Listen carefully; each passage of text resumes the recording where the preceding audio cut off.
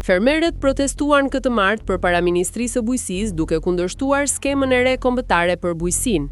Një ndër kërkesat e tyre ishte rikthimi në skemë i subvencionit të naftës në kushtet kur çmimi i karburanteve vetëm po rritet ndikuar prej luftës në lindjen e mesme.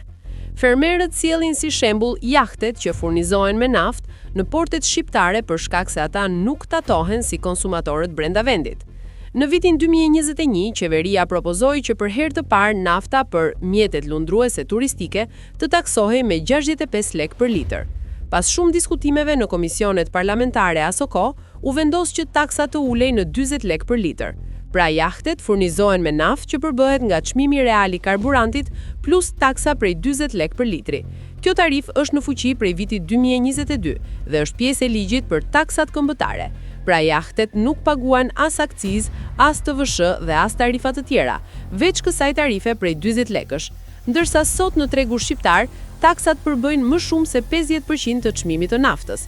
Nëse marrim si shembull blerjen e 1 litër nafte me çmim 220 lek, brenda tij 112.8 lek janë taksa, 38.8 lek akciza, 27 lek taksa e qarkullimit, 3 lek taks karboni dhe në fund 20% TVSH.